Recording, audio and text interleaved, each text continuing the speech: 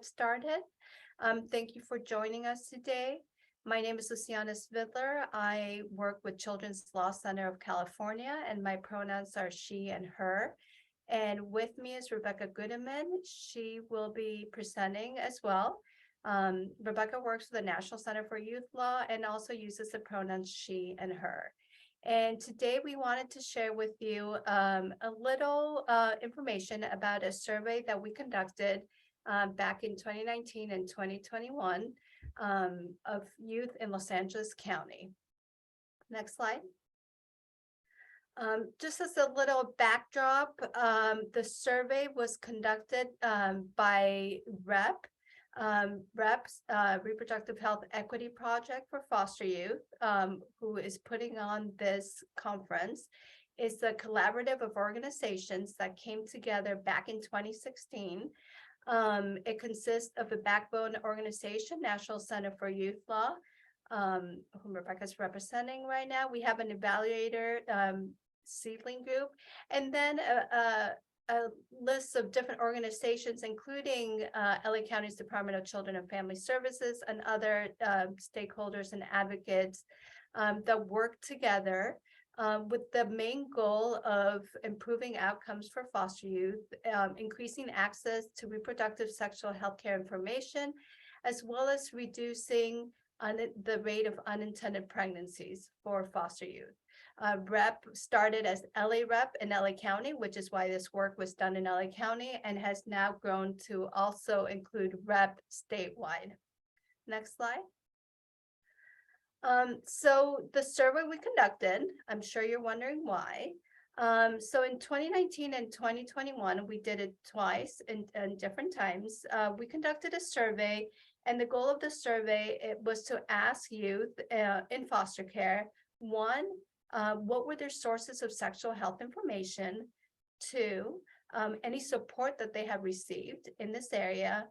And finally, any barriers to care that they have encountered. The goal being is to get information that will help with our work in the future, in that collaborative in the future. When we decided to do the survey, and actually going back to 2016 when LA RHEP was first started, the only information we really had on outcomes for foster youth in this area were the following, and it was all based out of one study, the Courtney study, which is cited in the slide. So the information we had was that almost 50% of females in foster care in California had reported to be pregnant at least once by age of 19. We also knew that almost 70% of these youth stated that their pregnancy was not intentional, it was an unintended pregnancy. And even though their pregnancy was unintended, less than 30% of the youth that were interviewed said that they had been using contraception at the time of conception. So this is the information we had, the disparate outcomes that were being faced by California foster youth. Next slide. Additionally, we had information not just about reproductive sexual health care outcomes, but we look at the marginalized populations, and we know that within the child welfare system, we have a very disproportionate number of youth that represent the system. 23% of youth in foster care nationally identify as Black, and that's compared to 14% in the general population. So there's 14% of the general population as Black, whereas 23% within the child welfare system. Also, 30% of youth in foster care nationally identify as LGBTQ, and that's compared to 11% in the general population. And finally, up to 80% of youth in foster care have been diagnosed and undiagnosed mental health concerns, compared to approximately 22% of the general population. So you can see layers and layers of disproportionate representation and outcomes here. When we really pull back the layers, we're talking about foster youth, and then within the foster youth population, we know there's overrepresentation of these marginalized groups, which also affects the way that people receive care. For example, we know that LGBTQ youth have stated that they fear that someone's gonna disclose their information, which can lead to them delaying care. So delaying getting any kind of reproductive sexual health care. We know that there's racial bias in the healthcare system. We heard about it in our plenary today, so I won't dwell too much on it, but just to let you know that we had all this data, we knew the numbers didn't look great, so how can we move the needle in improving outcomes? So that was the impetus of our survey and why we got started. Again, we had that one study with that data, the Corny study, which is a great study, but it's only one. And the only other data we had was data that was taken from the statewide California State CWS CMS database. So the CWS CMS database is a database that all social workers use to input data. So whatever social workers are tracking and probation officers, that's the data that's being pulled. So we're getting the data from the perspective of the social worker probation officer, not directly from the youth. So based on the limited data and kind of the skewed data that we had, we sought to do a survey with a couple goals. One is to do a survey that we can repeat, throughout the years, every other year, as we've done so far, so we can see what changes are happening and if we're actually moving the needle with all of the work that we're doing. We wanted the survey to really capture the perspective of the youth. So we went to the youth and asked them the questions directly. We didn't rely on, for example, the social worker reporting back on what the youth said. We wanted, with all this data, to be able to disaggregate the data and to really understand and have all these subpopulations that I referred to earlier, what their experience is, because it could differ from population to population. So you'll see some of that outcome. And finally, beyond just like the outcomes of the data, we wanted to learn from youth directly what their journey was, what their barriers to care were, give us a little insight as to what is happening and what do we need to do as advocates to try and move the needle and to improve systems for better outcomes. Next slide. So I'm going to quickly tell you how we did, how we put the survey together and how it came to effect before we actually talk about some of the outcomes.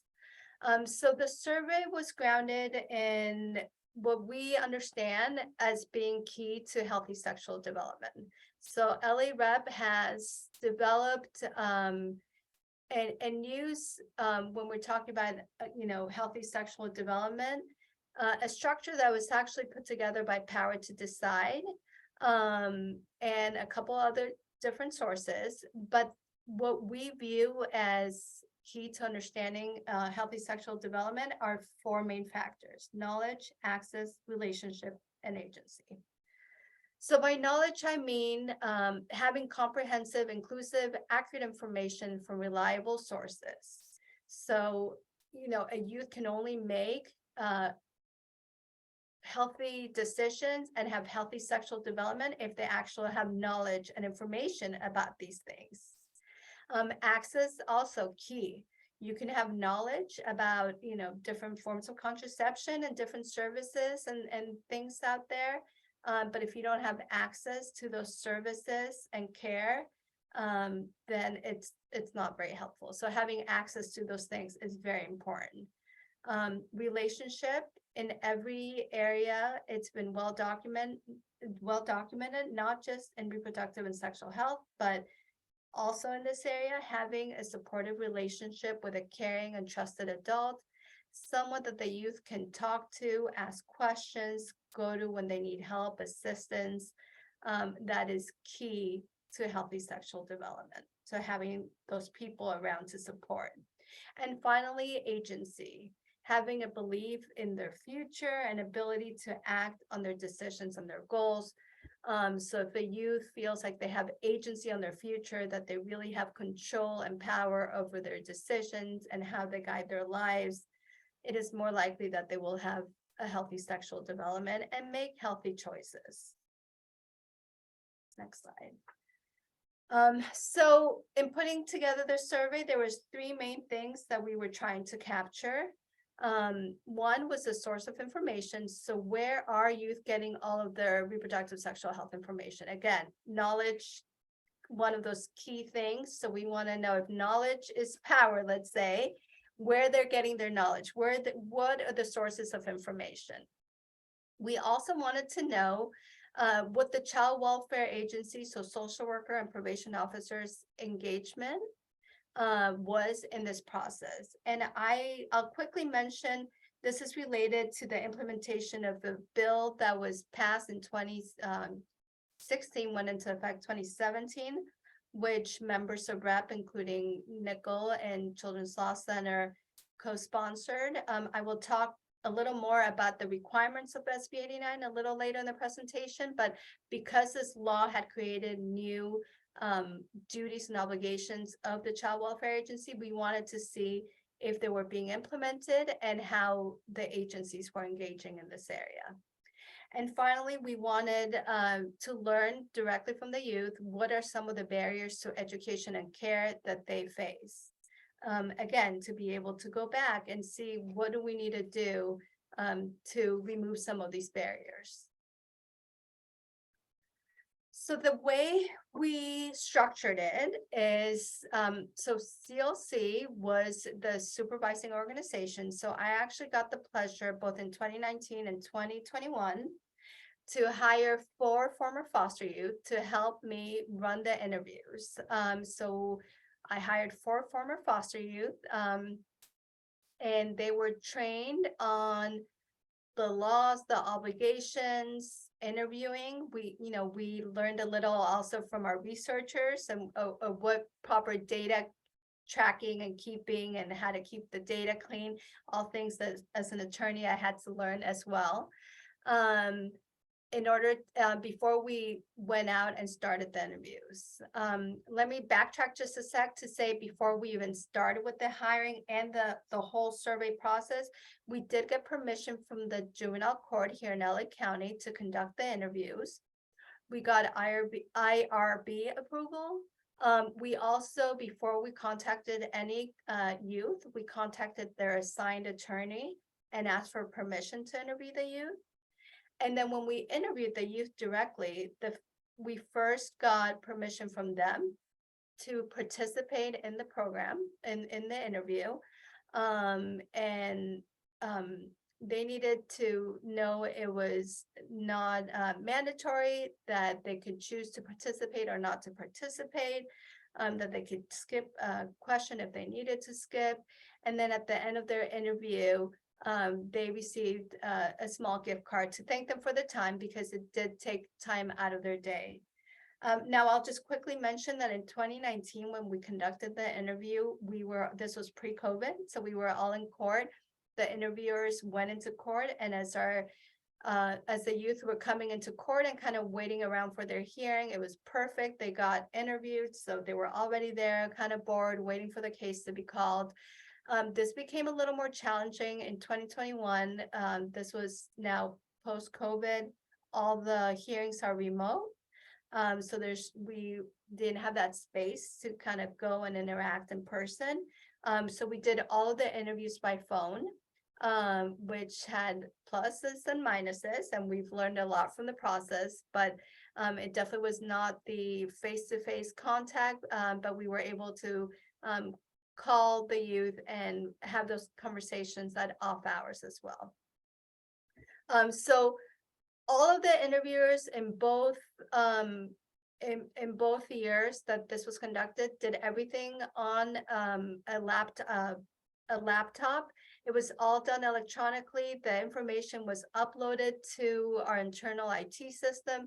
No identifying information was attached to answers, so we didn't know who answered what to make sure that we kept with confidentiality. And that data was then given to the researchers who analyzed the data and ran the data for us. And what we're going to present to you is the data that was came back to us after the researchers did their magic on it. Great. So just so you know, the study sample in 2021, we were able to interview 124 total. The average age was 16 years old, but we did, because of the legal requirements of having these conversations actually starts at age 10. We interviewed anyone starting at the age of 12. We did not go back all the way to the age of 10, just so you know, because we wanted to give children and social workers time to be in the system and to have the conversations with the youth. So we started at age 12 to age 20. It was a very random sample, race, ethnicity. It was very representative of the child welfare system in LA County, as well as gender. 53% were female, 43% were male, and approximately 3% identified as gender non-conforming, non-binary, or gender fluid. Also gender, sexual orientation. This was, again, self-disclosed. Youth were able to share their gender and sexual orientation, but they were not required. Nobody was required to answer any questions they were not comfortable answering. And if you just see, in 2019, we were able to interview a much higher number because, again, we were in person. It was a lot easier to get the attention of youth and interact while they were sitting there in court. Next slide. Okay, I think it's my turn now. Hi, everyone. Rebecca Gudeman. So now we'll get into what we learned. And as we present this data, I want you to keep a couple questions in mind. What does this raise for you? What additional information might help us understand these results? And what might you want to see in a future survey? Please feel free to include your thoughts in the chat as we move along, because we hope at the end to address some of that. But I also want to note that we will be doing another survey in 2023. So your active feedback is very much appreciated and may be able to be incorporated into what we do this summer. So we started first by asking about sources of sexual and reproductive health information. In a national poll, 52% of teens aged 12 to 15 said their parents are most influential on their decisions about sex. But youth in foster care have limited or no contact sometimes with their biological family, which can leave gaps that others, such as healthcare providers or foster caregivers or social workers, must fill. And if those adults feel uncomfortable or unprepared or unauthorized to play this role, youth may not receive crucial information. Teens in care typically undergo mini placement changes during adolescence. Almost half will report 4 or more placements by age 17. So we know frequent moves can limit access to accurate health information from sources like school, and probably make it less likely that a youth will develop a long-term trusting relationship with someone like a caregiver or health provider. So we wanted to ask about some of these categories. Healthcare providers are in a wonderful space to provide information, support, and guidance to young people about sexual and reproductive health. In our state, we have minor consent and confidentiality laws that mean providers can offer a safe space for questions without fear of disclosure. The American Academy of Pediatrics recommends regular well-child visits that include sexuality education and counseling as a part of their standard of care. And we know youth are supposed to get an annual health visit when they're in foster care. That said, as noted before, frequent moves can make it difficult to create that relationship. And we know some youth, especially youth who may identify as BIPOC or LGBTQ, may have already experienced harm or bias in a doctor's office that leads them to very rationally not want to seek sensitive care from certain providers. So just as a context, here's what some of our youth and our youth advisory board have told us. I've had a couple of doctors. I always see if their energy is good, and depending on that, I might open up. If you don't approach me right or feel like I'm not welcome, I won't feel comfortable. A lot of times my doctor will say that I need to do something, but then doesn't offer me any support in figuring out how to get that done. And there's been many times I felt my doctor had certain stereotypes about me because I'm in foster care. Okay, so when we asked youth 12 to 20 whether they'd received information from their healthcare provider in the last year, 30% said that they'd received some form of sexual and reproductive health information. And remember, youth are supposed to get an annual well-child visit, and the AAP recommends discussions of sexuality education be part of every well-child encounter. So 30% is a disappointing number. When we compare this to what we heard in 2019, 42% said they'd received information from a doctor at the time. It's important to note, as Luciana said earlier, we did do the 2021 survey just as everyone was coming out of COVID lockdown. So COVID may have played an important role. That said, we did ask if COVID had impacted people's ability to get services such as appointments for sexual and reproductive health care. And 30% said that COVID had either somewhat or that they had either somewhat or a lot less access to care, but 70% said either it hadn't impacted it or they actually had more care. When we disaggregate by age, race, ethnicity, gender, and sexual orientation, as you can see here, youth aged 12 to 16 were the least likely to report having received information from a healthcare provider. We did see differences across race and ethnicity, but not that were differences that were sufficient to be called statistically significant. Still, youth who identified as Latino or Latina were least likely to report having received information from health providers, followed by those who identified as African American, with youth who identified as white as most likely to have received that information. We did not see differences by gender or sexual orientation. So again, encourage you to put any thoughts or sort of whatever inspirations you have as I'm going through this in the chat so we can talk about it in a little bit. All right, next I want to look at schools. So California's Healthy Youth Act requires California public and charter schools to provide comprehensive sexual health education using a curriculum that meets state standards at least once in middle school and once in high school. The California Foster Youth Sexual Health Education Act, also known as Senate Bill 89, requires social workers to confirm that youth have received school-based sexual health education, and if they haven't, to connect them to that curriculum. And one reason that this was included in SB 89 is we knew that many teens in care were missing out on puberty ed and sex ed in school. As noted before, there's many placement changes. It's really easy to miss that small class at the beginning of 8th grade if you're getting transferred just before the class happens. All right, so when we asked whether they had received information from school in the last year, 52% said yes. Now, keep in mind, state law requires class be delivered once in middle school and once in high school. So this is actually a pretty good number. Comparing to 2019, in 2019, 63% said that they'd received information from school in the last year. In 2021, 52%. And again, that was a year when most people were receiving their schooling online.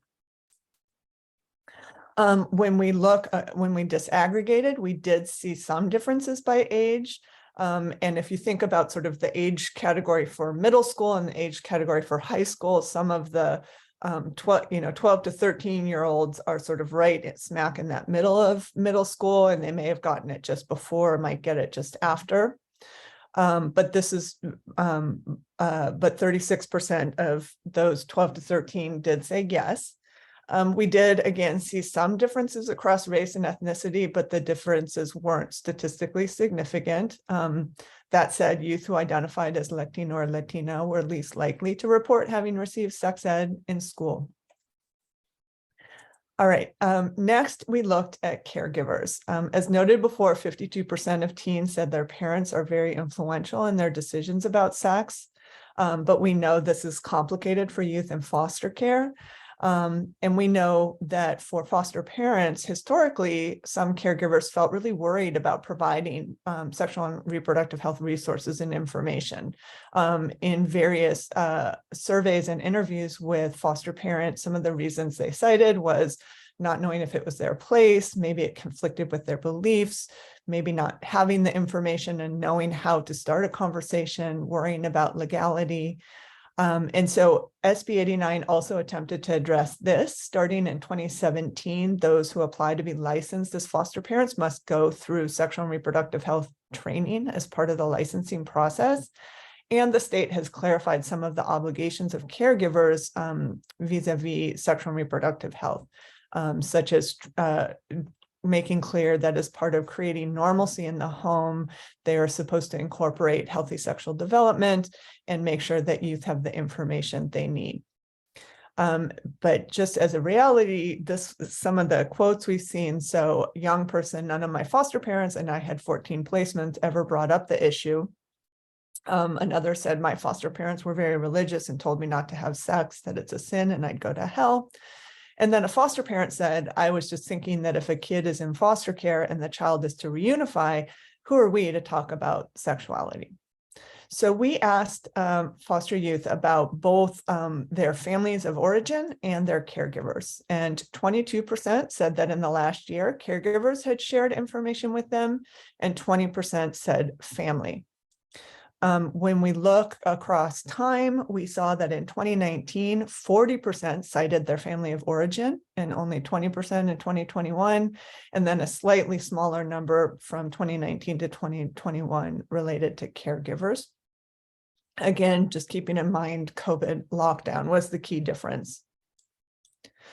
When we disaggregated, one of the most notable differences was age. You'll see youth age 17 to 20 were 2 to 3 times as likely as youth 12 to 16 to have received information from either family or caregivers.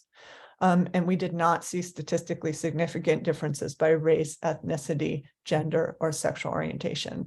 But it is quite striking to see that only 12% of youth 12 to 16 reported having heard anything from caregivers, and an even smaller number from their families of origin. All right, so what was the most cited source of sexual health information? Friends. In 2019, it was different. Healthcare providers and schools were more commonly cited than friends, but in 2021, friends were the most cited source of sexual health information, especially for the younger youth. Who is least likely to have received information from any of the above resources? Younger youth were consistently less likely than the oldest youth to report they'd received information from any of the above sources except school. If overall they had 70 to 90% lower odds of obtaining information from any of the sources we just looked at. All right, then we asked about caseworker engagement, and I'm going to pass it to Luciana to tell you what we learned. Great. Thank you, Rebecca. So we heard about some sources of information so far, healthcare, caregivers. So we also looked into, as I mentioned earlier, caseworkers, social worker, probation officers, who also play a very significant, or can play a very significant role in supporting and connecting youth to care and information. Before we started this survey, we looked at a couple of studies that were conducted in 2015 and 2009 that interviewed, both studies had interviewed social workers about their comfort level and their sharing of information in this area. And the answers really pointed out the reason why they don't engage in this area, which, you know, some of the things that were shared was lack of training in the area, not prioritizing conversations related to repro health, lack of comfort in having the conversations, or maybe conflicting beliefs of who should be who should be having the information, the conversations and sharing the information, whether it should be the social worker or their caregiver, and also conflicting personal beliefs that the social worker may have, their own values, their own belief system. Next slide. So sorry to interrupt. Are you able to speak a little bit closer to your mic? I think some people are having a little difficulties hearing. Yes. Please let me know if that's better. So just a couple quotes that came out of that, one of those studies, from social workers is, I don't know how far we can go into the conversation and I avoid certain topics. And I was just pulling things from, out of the air because I really didn't know what was available to her. So again, this lack of knowledge or foundation of what they're able, to do and say and provide. So to address that issue, California passed SB 89 in 2017, as I mentioned earlier. DLC, Nickel, others were co-sponsors, coming into with the goal of ensuring that social workers knew their role, within the area of reproductive sexual health. So some of the requirements that came into play with SB 89 were the requirement that caseworkers inform youth of their right to access age-appropriate medically accurate information. They were to support youth in accessing reproductive and sexual health care services, facilitating access to those services, which included removing any barriers. And finally, SB 89 had a training requirement that requires caseworkers, judges, and others to be trained on laws and rights and responsibilities for foster youth sexual and reproductive health care issues.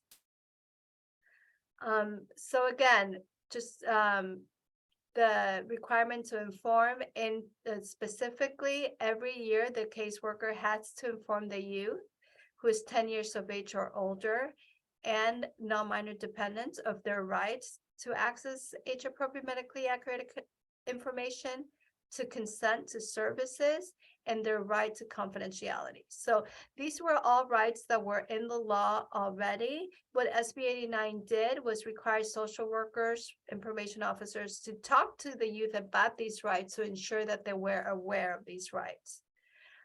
So in conducting the survey, we asked youth ages 12 to 20 years old if they received this information from their caseworker in the last year. So again, they're required to do it yearly. So did your social worker probation officer give you this information? And 56% of them said that they did give them information.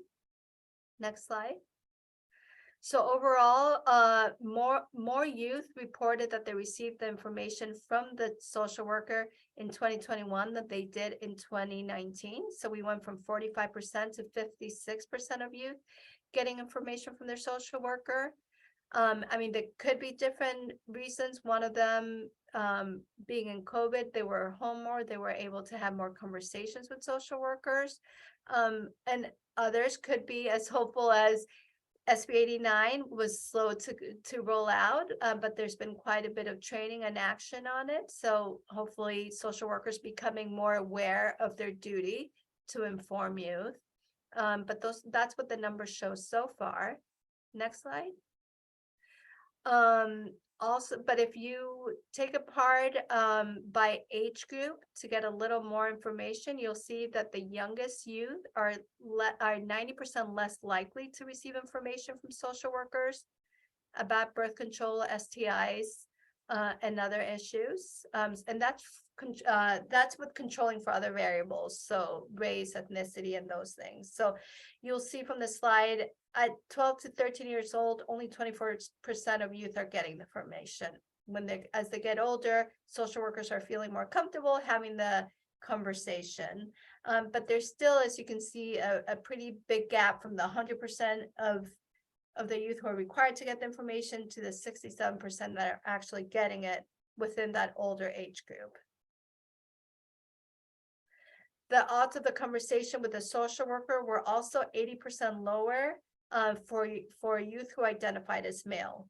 And that's, again, controlling for other factors. So if you look at the types of conversations they had, like their rights to sexual reproductive health care, birth control, right to receive information, when you separate it by male, female, identified male and female, the conversation is happening at a much higher level for females. again, many reasons why this could be true. But I will say that in my work in this area, I have heard numerous times from social workers and other adults supporting youth that they feel a lot more comfortable talking to females about this, and don't always do it with males. But again, that we don't have answers. We have the numbers which are meant to help us, where to find the gaps to see where we can work in the future. Next slide. So out of all the topics that the social workers are required to cover with youth, we asked about specific topics, and you'll see that 36% of the youth who were interviewed said that their caseworker asked if they had questions or wanted information on puberty, sex, or sexual and reproductive health. Then it goes down to 27% that they received information about their rights to sexual and reproductive health care. And no one said that their social worker informed them of their right to confidentiality. Again, it might be that a social worker did talk to the youth about it, but when we interviewed them, they definitely did not remember it. So, whether it's the conversation was effective or not, there's your answer. If you don't remember having the conversation and you don't realize you have those rights, then it becomes somewhat ineffective. Next slide. So in addition to the requirement that social workers inform youth, they're also required to support youth. They're required for youth ages 10 years of age and older and non-minor dependents to help them access reproductive sexual health care services, to facilitate access and to remove any barriers, as I mentioned earlier. So questions we asked to inform us as to whether those obligations are being carried through are how many young people ages 12 to 20 reported that they received support accessing sexual and reproductive health care services and information in the last year, and 17% said they did. So 17% of the youth that were interviewed said that the social worker helped them access services. Next slide. Okay, and I think this comes back to me. We then asked about barriers. We're not going to go through every barrier that we asked. We're going to provide you some highlights, but we do encourage you to take a look at our evaluation report, which is linked in this session in the resources. But when what we did is we gave youth a list of possible barriers and asked them to identify anything that had been a barrier in the last year. And we also allowed them to provide us a free open response. So what was the most cited barrier? I'm guessing you all can probably make a good guess at this. The most frequently cited barrier was, I feel uncomfortable talking to adults about these topics. About 48% of youth 12 to 16 said that they were uncomfortable talking about these topics with adults, compared with 26% of 17 to 20-year-olds. The second most cited barrier, I was not able to go to a health provider with whom I feel comfortable. This was also the second most cited barrier in 2019. And note, this doesn't say that they weren't able to see a provider. It was that they weren't able to see a provider with whom they felt comfortable. The third most cited barrier was being worried that someone might find out. So that confidentiality issue. So it is a problem if young people aren't being informed of their confidentiality rights, if this is one of their big concerns. In 2019, the third most cited barrier was not knowing who to ask for information or where to find information online. That dropped down the list in terms of how frequently it was cited in 2021, which hopefully means we're doing a better job of getting some information out there. When we look at some of the other barriers, of youth who identified as something other than heterosexual, 22% said that a barrier for them was a caregiver, being worried a caregiver would find out their sexual orientation. Another small but really important percent, about 2%, said their caregiver or group home wouldn't let them go for care 2% said that they couldn't get transportation from their caregiver or group home, and about 2% said they wouldn't let their caregiver or group home wouldn't let them have birth control.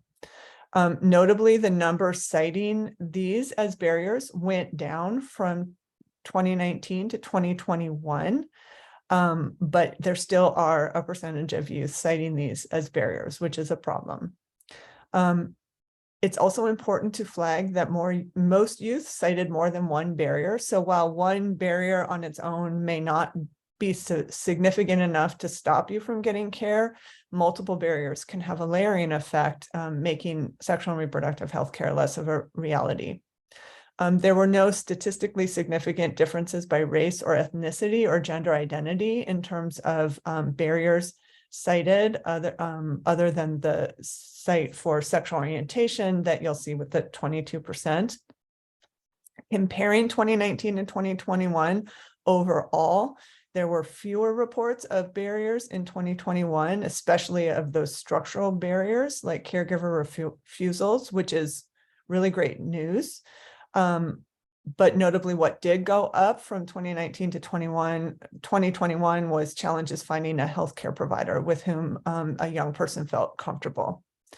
The largest difference that we saw from 2019 to 2021 was the percentage of youth who agreed with the statement, "I don't know who to ask for information." While that was a significant number in 2019, only less than 1%, or sorry, 1% said so in 2021, and less than 1% said concerns about payment were a barrier, which is good news.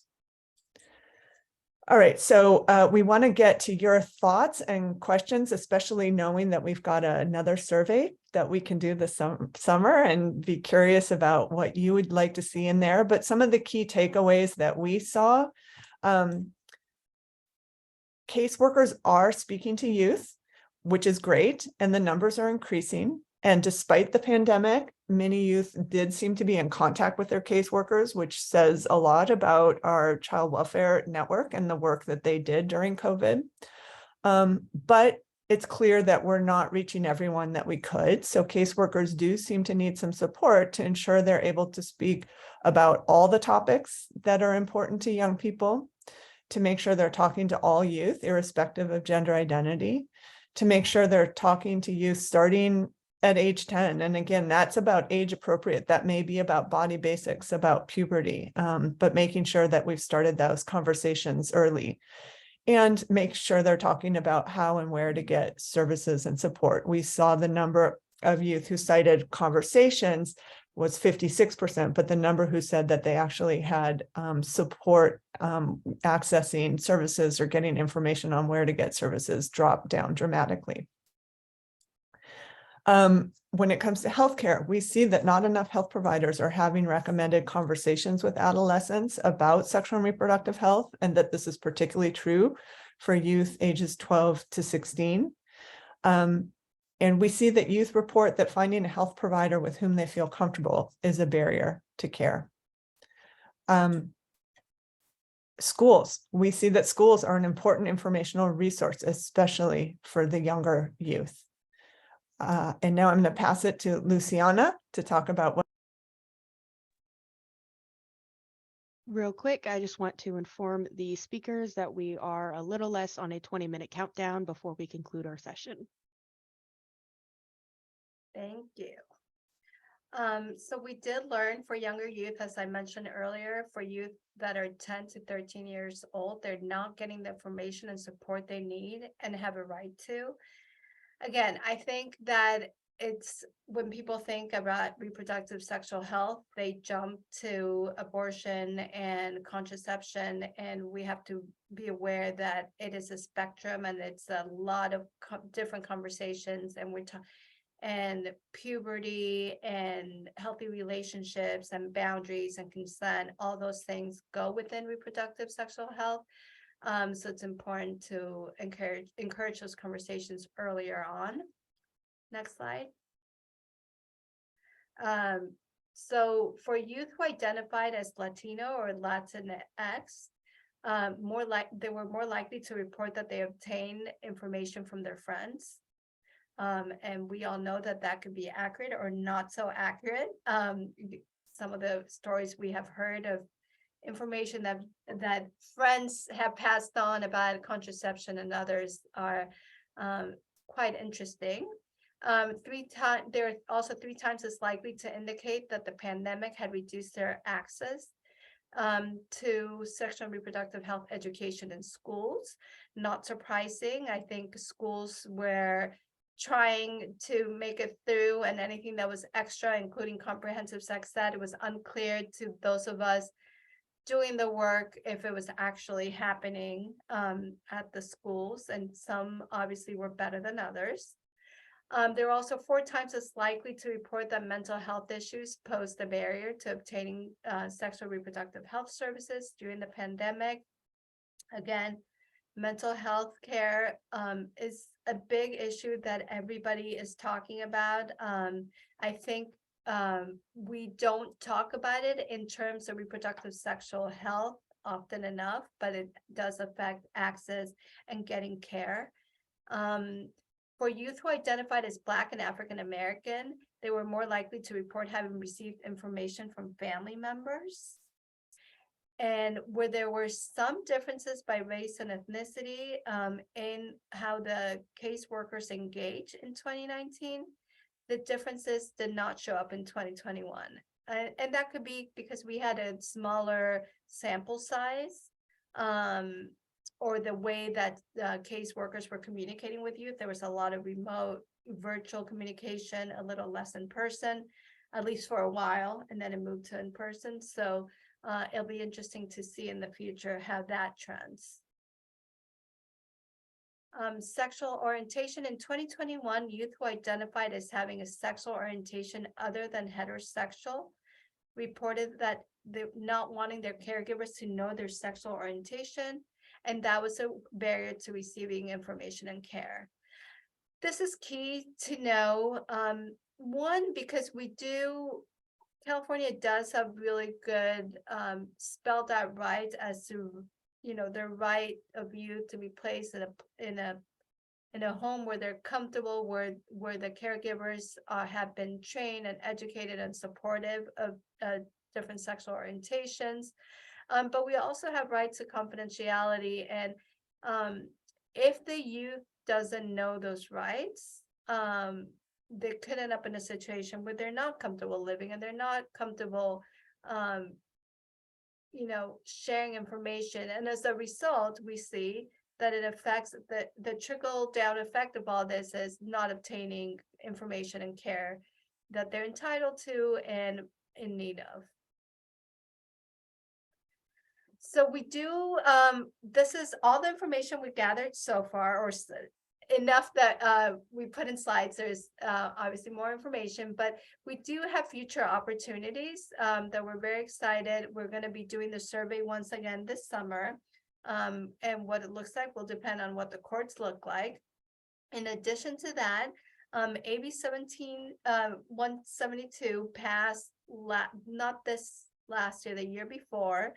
And part of this bill, because we wanted more data on this issue, is a requirement that CDSS release a report, which is scheduled to be released in 2023, which contains a large number of data points that will help us answer a lot of questions. This is information that's going to be gathered. It's information sharing from different California departments, including the Department of Social Services and Department of Health Services. So there's going to be some good data merging and reporting that will give us some interesting information and the nice thing about it, it's not just going to be for LA as our surveys are, but will give us a broader scope of what's happening within the state. Rebecca, is there anything you want to add about the data report? You're on mute.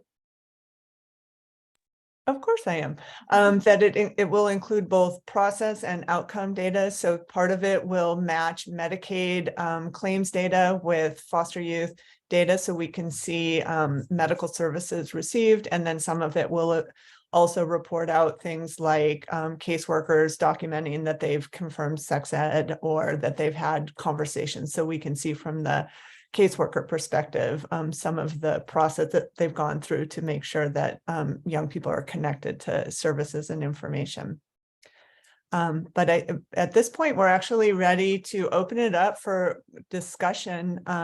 We're really curious to hear what surprised you from this data, what questions it raised for you, sort of how you might interpret it. What does it mean for your role, whatever role that you're coming to this from? And then, like we said, does this bring up questions you'd like to see in future surveys or future research? So we'll open it up, and we have the amazing Cody here helping us as well in the room, who spoke in the main stage if any of you had the pleasure of seeing Cody. And I don't have access to the question, so I will ask Luciana and Cody to help see if anyone has anything, but also feel free to raise your hand and come off mute if you would like to participate verbally. So I will just quickly say that I did answer a question in the chat here because I couldn't figure out how to do it on my phone on the app, but there was a question about whether we asked about whether the youth received information from online resources and which websites, and we did not ask that question, but that is a really interesting question. We tried to keep it to less open-ended questions, meaning like which website, just to keep the survey timely, to ensure participation. It can't be an hour-long survey, but that's a very interesting question, and we'll definitely look at it. This is Tori Harder. I asked that question, and obviously my experience has been, first of all, I so appreciate this, and it mirrors exactly what I'm seeing in our youth. I'm a foster care nurse, and so unfortunately I only get to work with a fraction of the youth that are in foster care in our county. But there's just a huge deficit in knowledge, and I would say I really hope we can work creatively to address this issue. But obviously, one of the things I'm hearing is sort of what happens when youth ask questions online is they inevitably are brought to pornography sites, and it's quite concerning. And that to me is a really concerning issue, that pornography is actually becoming an area where they're getting information about sexual health.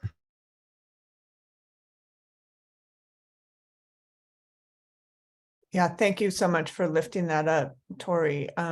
Last conference, we actually had a session on pornography because that is, like you said, it's prevalent and it's where people are going to learn when they don't have other sources. And it's really important to be able to provide young people with education about how to understand and interpret the pornography that's out there as well. Right. Yeah. I just feel like it ties so into the CDC report that came out this week about young women and depression and suicide, ideation and sexual assault. It just all ties together. So it would be really great if that could be brought into this questionnaire without, causing any undue trauma, obviously. Yeah, thank you. Now, I know we have, there's one other question that was in the app itself, and then we do have one that was in the chat, so I can go ahead and read those off. So the other question that was in the app itself, is there any feedback from youth on how they would like their social workers or case managers to engage with them on this subject? I don't know if you guys have anything to say to that, or.